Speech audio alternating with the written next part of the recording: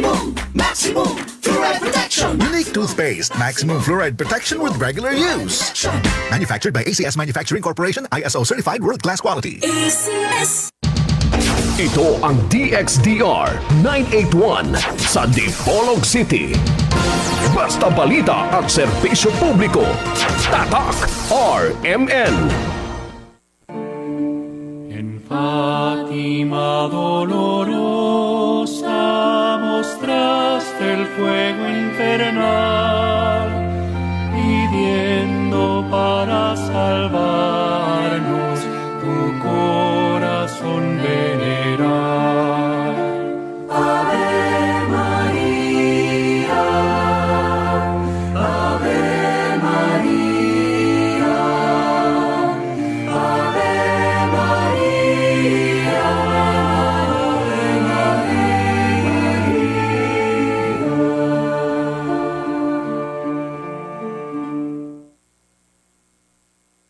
Okay, aniya na usab ang tulumanon nga giuluhan ang kahayag sa pagtuong Katoliko uban gihapon niining ubos ninyong alagad sa maong tulumanon Silbert Dunduyano Senior alias Veritas. Okay, sa gihapon ng makauban nato dinhi sa istasyon, no?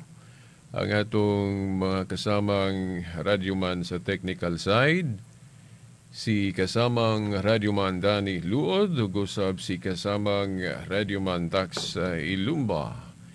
O sa gihapon atong pasiunang patimbayan, no, sa atong amahan dinhi sa istasyon, ang atong station manager, si kasamang radyoman Edgar Dagumo, uban na gyud sa tibuok gyud staff ni ini nga istasyon nga puro mga kasamang radyoman nato, mga amigong kasamang radyoman. O atong paghiyukbo, no, sa atong halangdong obispo, ang amahan sa atong diocese, no, Diocese of Dipolog, Most Reverend Severo Caermari, D.D., no? Doctor of Divinity. Okay.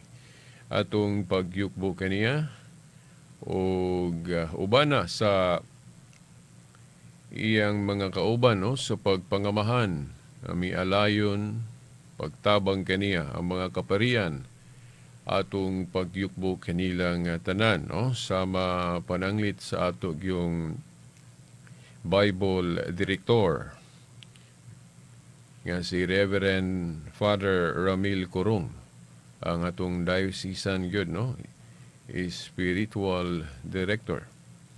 Okay, Reverend Father Ramil Kurong ug ang atong cathedral spiritual director, no, sa CFD, si Reverend Father Ruin Salvo, ang atong kanang kuan yun, kanang higala sa Facebook, no, nga pari, no, si Reverend Father Leonilo Dagpin Jr. nga na po YouTube, no, si Reverend Father Leonilo Dagpin Jr. nakakita ko sa iyang YouTube, no, o very kuan, no, kanang daghan kay mga pagtulunan nga makita na to, madungog sa iyang YouTube, no?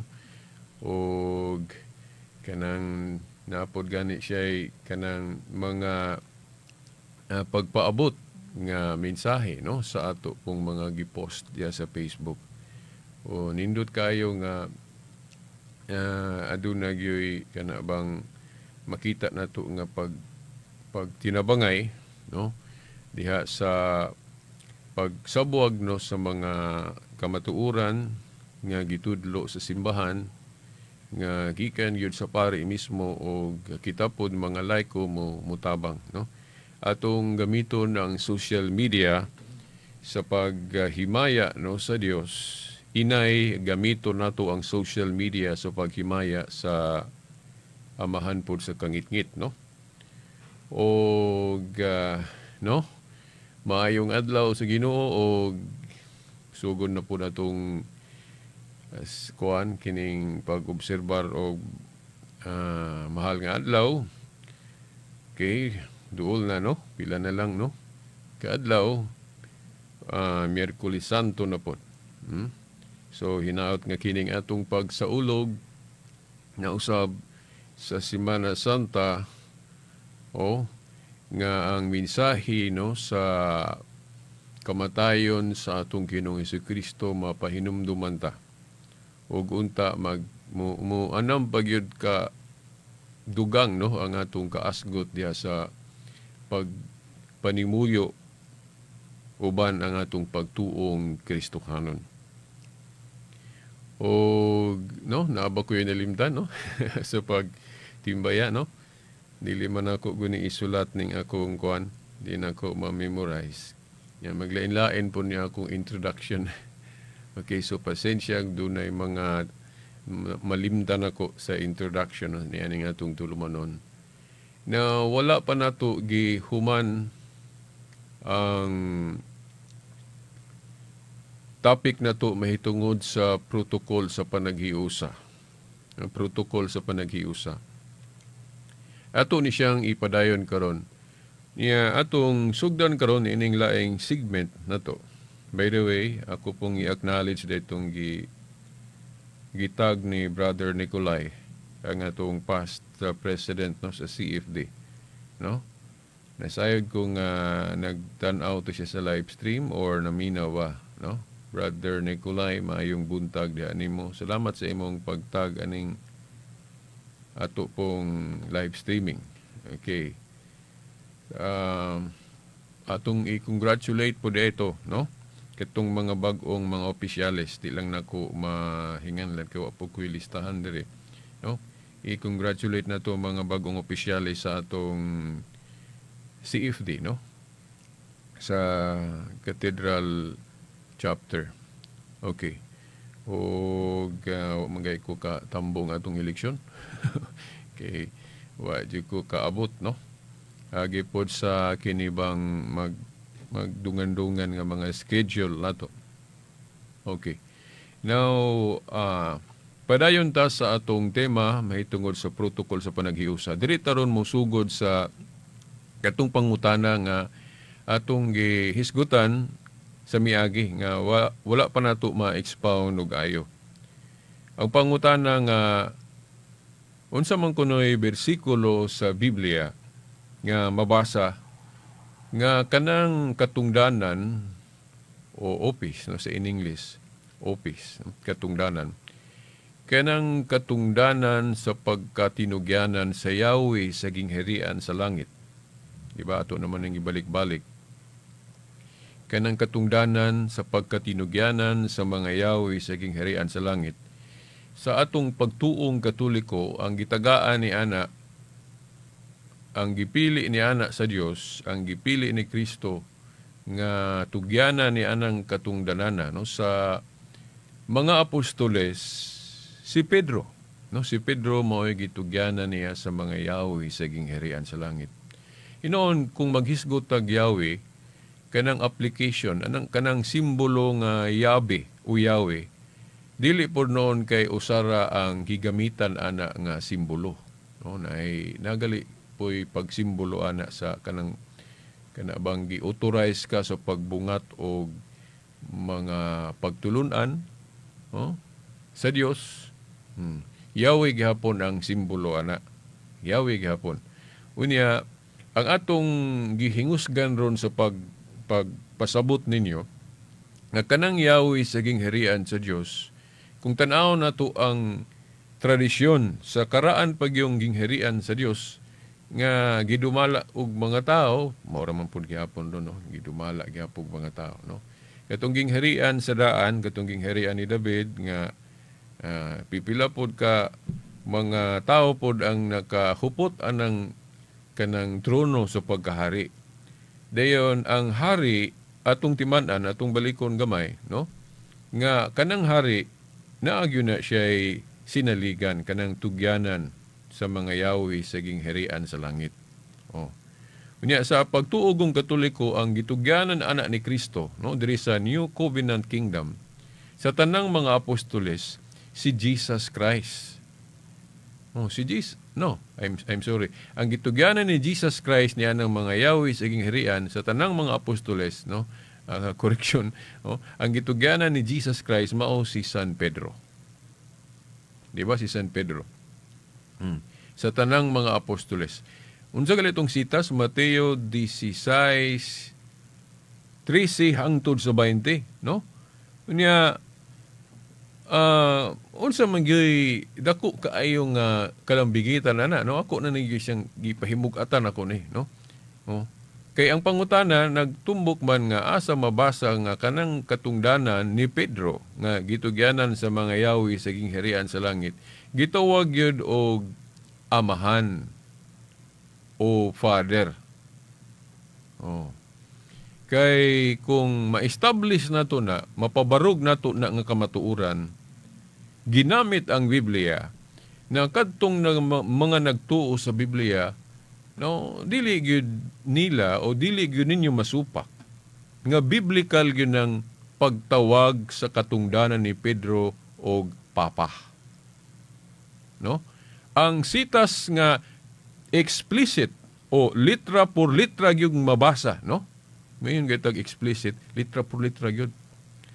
Litra por litra gyud mabasa nga kanang katungdanan sa tinugyanan sa mga yawi sa gingharian, katungdanan na sa pagka-prime minister o pagka-pangulo. Pwede po na natog tawgon og representative sa Dios. Kay kato si Pedro sa ato nang gibalik-balik, dili man noon mabasa litra por litra nga giingnan siya ni Kristo nga, Pedro, ikaw maoy representative nako. No. Wala tay mabasa nga litra por litra na. No. Pero sa iyang mga gipanulti ngadto ni Pedro nga atong mabasa diri sa Biblia, klaro kaayo nga si Pedro gihimog yung representative ni Jesus Christ. Nga naman, no? Akong ihatag ninyo ang teksto nga ang teksto nga mabasa gyud ng ang tinugyanan sa Yahweh tawgon og Papa o Amahan, Isaias, no? Isaias kapitulo 22 tudling 21 og 22. No, ang istorya ana kadto ng panahon na niadtong ang prime minister o tinugyanan sa Yahweh mao si Shebna, Prime Minister Shebna. Kung wa ko masayop yun, wa ko malimot sa paghinumdom, panahon na ni King Hezekiah, nga si King Hezekiah, ang iyang Prime Minister, si Shebna. Oh. Dayon, ang nahitabo lang ni adtong pagka-Prime Minister ni Shebna, wicked siya. Dili siya maayo nga pagka-leader. Dili siya maayo nga pagkasinaligan sa hari. Oh, dili maayo ang iyang mga example nga gibuhat. O mao po ni ang gigamit nato, gibalik-balik na natong paghatag ninyo og example o biblical basis nga nahitabo gyud na, no? Nga kung atong sawayon ang mga santo papa ron, no, naay mga history man gud nga naay mga santo papa nga dili maayo og dungog. Nga kanang gitawag og mga bad popes. Di ba? So kung mao na ang atong gamiton nga barometro nga dili gyud tinuod nga gingharian, dili gyud tinuod ng Iglesia Katolika kay naa may mabasa sa history nga naay mga bad popes. Oh. Na dili na mahimo natong basihanan. Sa rason kay kung moingon mo nga gamiton ninyong basihanan na nga tungod sa mga bad popes, ma-invalidate ang katinuod sa simbahang Katoliko, gingharian nga Katoliko, no? Kung moingon mo nga, dili tinuod na nga gingharian o simbahan ng Katoliko kay naay mga bad popes in history. Oh. Dili mo makaingon ana kay ingnon po dayon nato nga kadtong gingharian sa Dios sa daang kasabutan sama panahon nila ni King David, ni King Hezekiah or katong dunay prime minister nga si Shebna nga usa ka daotan. Ingnon nang puday nato nga dili to tinuod tong ilang kingdom. Kuanto kanang piki ito kay kay naay nahimong leader sama ni Prime Minister Shibna, usa ka leader nga dili maayo. Oh, dautan nga pagkatao. Di ka kaingon ana. Tinuod, genuine, no? Dili piki ang maong gingharian, no? Lamang ang nakahupot lang sa katungdanan sa pagka-Prime Minister niya atong higayon na maulay dili maayo. Di ba? Oh, pero dili ta kaingon nga fake o piki ang katungdanan sa naghupot. Kay sa gibalik-balik na natong example, parehas ra na sa katungdanan sa mayor o gobernador, kung makasaway man ta sa ilang binuhatan, sa ilang example nga gipakita, now, ang ilarang example o binuhatan mahimong masaway o makaingon tag dili maayo, pero ang ilang katungdanan dili gyud ta kaingon nga piki o kanang invalid. Invalid, no? Valid o tinuod ang ilang katungdanan, pero ang questionable lang ang naglingkod sa maong katungdanan. So parehas ra gyud na, no, sa katong si Shibna, no, diya sa Isaias 22:21 hangtod 22, niya nang higayuna hinoon giilisdan siya. No? Niadtong higayuna tungod sa dili maayo nga pagka-leader niya, giilisdan siya. Nagiingnan siya, Shibna, kuhaon ko gikan kanimo ang Yahweh. Ang Yahweh. O itugya na kining Yahweh ni Eliakim. Si Eliakim na po'y maghupot ni ining Yahweh. Ni Yahweh, no? Authority sa pagka-Prime Minister. Og siya na po'y hinganlan og amahan sa ubang hubad pangulo. O timan-an nga kanang amahan o pader sa kinat sila ana papa. So dili mo makaingon nga dili biblical ng titulo sa Santo Papa, no? Biblical kayo ang titulo sa Santo Papa nganong hinganlan nato ang leader og papa o pader. Unya pasiunhan gyud natog holy father. Kay nga naman kana nga katungdanan dili man na gama sa yawa. Dili po na gama og tao ra nga ordinaryo. Kana nga katungdanan ang gagamaan na, ang gamugna na ang Diyos mismo. Ang Diyos mismo. Oh, kay kinsa man tong niingon ni Pedro, Pedro, ihatag ko kanimo ang mga yawi sa gingharian sa langit. Oh, nya kahibalo naman ta ang background ana, kanang tugyanan gay kag mga yawi sa gingharian sa langit, ang buti pasabot ana gihimo kang leader. Oh, gihimo kang right hand sa hari. Oh. Nga, kung wala diha nga hari, ikaw mo'y mo represent. Ako naman yung na-explain, di ba? Sa Miyagi. Sa tanang mga apostoles, si Pedro manggod, may gitugyanan sa mga yawi sa gingharian sa langit. No? Nga ang iyang idili o itugot diri sa yuta, gapuson o loagan diri sa yuta, gapuson o loagan o idili o itugot usab dito sa langit. Nga sa ako nang giingon, gahom na sa Dios, authority na sa Dios, pero iyang gipiyal, iyang gipakubtan, no? Gipakubtan niya og tao. Siyempre, nganong ipakubtan man gyud sa Dios ng iyang authority diri sa yuta. Siyempre, diri sa yuta na man gud po'y magmando, na may mangulo gyud. Ang Dios, bisan pangulo na siya, tuwa man siya sa langit. Oh. Sa kaayo sa Dios, nga kita diri sa yuta, dili siya buot nga mawad ang tag-leader nga makita. Nagpabilin ang pagkalabaw sa Dios dito sa langit, pero mupili po siya leader diri sa yuta. No? Tanawa ra gud bisan sa Old Testament, si Moses. No?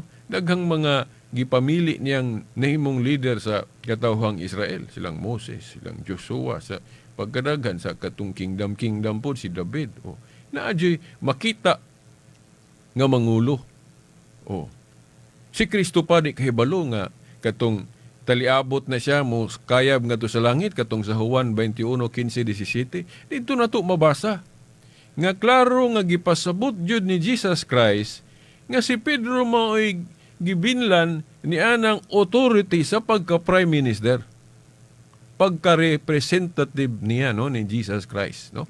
Kay sa tanang mga apostoles, si Pedro may giingnan, Pedro, atiman na ang akong mga karnero. Take note, akong mga karnero ni Kristo ang atimanon ni Pedro. Sa ato pa, ang jurisdiction gud ni Jesus Christ dili kay dayusisan lang o kanang geographical. No? Sa ako nang gibalik-balik, no, pahimug-at ang atong obispo si Most Reverend Severo Caermari, ang iyang atimanon ang Diocese of Dipolog lang. Di ba? Oh. Kuan lang kanang divisional or say tawag geographical or part lang. Part lang diri sa kalibutan. Kay ang Diocese of Dipolog raman mo iyang atimanon nga diin siya mo ay mo atiman. Then kana pong leader po sa pamilya, small organization pananglita. Ako'y leader na gamay raman akong manduan ng ako ramo pong pamilya. Kanang atong obispo medyo dako-dako no kay diocese god. Then ang pare po sa iyang parokya medyo gamay-gamay po ikumpara sa kanang obispo kay ang obispo daghan man ang parokya, di ba? Nya ang usap pod ka parokya gamay-gamay na siya. Kaya mga parokya kung ipuno na sa usa ka diocese, mao man ay gipangamahan sa obispo, di ba? Pero ang gipangamahan o atimanon ni Pedro sumala sa giingon ni Kristo niya, mga karnero ni Kristo. Sa ato pa, universal kay ang pagkapangulo, ang pagka-shepherd ni Kristo, universal man. Di ba? So sa tanang mga apostoles, kinsa may iyang gitahasan ana? Si Pedro. Unya, klaro pag yung gayo nga, ako, dili gyud bisag 90, di gyud ko makaingog 90% nga makaingong kog target kaayo ang interpretation nga Katoliko. Nga tumpak yung gayong, di gyud ta makaingon nga masayop gyud ang Katoliko ana. Pag ingon sa Katoliko nga, klaro kaayo nga gipasabot ni Kristo nga si Pedro mao'y iyang gihimong representative. Balikon kus pag-ingon, kay tingali mo ingon mo sa debate, pero magdebate ta veritas, pangutanon yung ka na ko. Asa mabasa diha, ng tekstuha, nga giingnan si Pedro ni Kristo nga, himuon ko ikang representative Pedro. Kuha na siya. Kung ingonana ang inyong argumento, matawag na to na siya sa argumentation of policy of kanang strawman policy.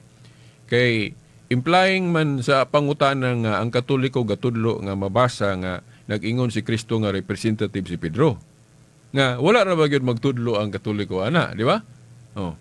Kasa argumentation, kung magtudlo gani kag pagtulunan nga moingon ka mo nay pagtulunan sa imong kontra, bisag wala, mo na gitawag og policy o strawman policy. Nga naman. Kay kung pananglit magdebate taron, moingon ka nga asa mabasa veritas nga si Kristo nag-ingon ni Pedro nga representative ka nako Pedro. Na wala man magtudlo ang Katoliko ana. Wala magtudlo ang Katoliko nga litra por litrang mabasa nga nag-ingon si Kristo ngadto ni Pedro nga Pedro representative ka nako. No? Wala magtudlo ang Katoliko pud ana nga gilitok ng Kristo litra por litra. Unsa may gitudlo sa Katoliko? Gipasabot implied. Ang gitudlo sa Katoliko, gipasabot o implied sa gisulti ni Kristo nga representative si Pedro. Nga naman, kay ang tahas nga gisangon niyang Pedro, ang iyamang tahas sa pagka chief o one shepherd. Di ba nasa Juan 10:16? Kinsa man ng one chief shepherd nga gihisgutan niya si Jesus Christ. Nga muatiman sa tanang mga karnero. Pasabot tanang katawhan sa Dios, tanang katawhan ni Kristo. Sa tanang mga apostoles, nganong si Pedro mahiyang giingnan ana. Balikon kus pag-ingon, ang ato mga obispo kardinal, jurisdictional lang ang ilang dumalahon. Kung obispo ka sa Dipolog, obispo ka sa Pagadian o asa nga lugar, limited ang imong atimanon. Pero ang atimanon ni Pedro, tanang katawhan ni Kristo. Kay wa man mingon si Kristo nga ang bahin lang Pedro sa akong katawhan mo imong atimanon. Ang giingon niya ni Pedro, atiman na Pedro ang akong mga karnero. Kung may galig akong mga karnero, sa ato patanan. Kay ang mga karnero ni Kristo tanan man, pang-universal man. Sumaw na nga, sakto gyud ang interpretation nga Katoliko nga ang katungdanan ni Pedro, katungdanan na sa pagka-universal pastor. Nga gitawag po natog Pope, no? Ang word nga Pope, ang but pasabot anak, Father gihapon. Gilahi lang nato ang termino to sa pag-pinpoint, sa pagpasabot nga, kung muingon gali tag Pope, ang Bishop of Rome na nga Papa. Kaya kung muingon lang tag Papa, dagan mang Papa. Ako Papa po. Di ba? Oh, Father, mga pari po tanan, puros mo na Papa. Oh. Pero kung muingon tag Pope, nawa na ilaing Papa nga gipasabot diha, ang Bishop of Rome na, ang successor ni St. Peter. No? Naagali uban mo tuo mo, di na sila musupak nga sa tanang mga apostoles, si Pedro mo ay chief yun. No? Si Pedro mo ay chief, pero ila lang supakan nga naa ko no'y successor ang katungdanan ni Pedro, na mao ng mga Bishop of Rome. Na kana ato nang hisgutan sunod Domingo pohon, o ang tudling sa Biblia, no? Nga litra por litra gyud nga kanang suguon ni Kristo nga mualagad sa tanan, chief yun, leader yun ang tawag ana. Ug mao mo na ang katungdanan ni Pedro. Oh. Niya atong ipadayag diri ngano nga naagi mupuli kung mabakanti ang katungdanan. Naatay bersikulo na ang makita sa Biblia. So wa naman tay igong panahon. So atangi ang pagpadayon nato ani, maraton ni atong pagpadayon ani, no? Di nato ni dalion og guman, no? Para mo taput og ayo sa atong unahon na ang protocol sa panagiusa. Para mausa na gyud tagbalik kay nagkabahin-bahin man ta mga Kristiyano ron. Di ba? Okay. So hangtod sa sunod Domingo pohon samang oras ug istasyon. Sa ngalan sa Amahan, sa Anak, sa Espiritu Santo. Amen. En Fátima dolorosa mostraste el fuego infernal, pidiendo para salvarnos tu corazón venerar. Ave María, Ave María, Ave María, Ave María.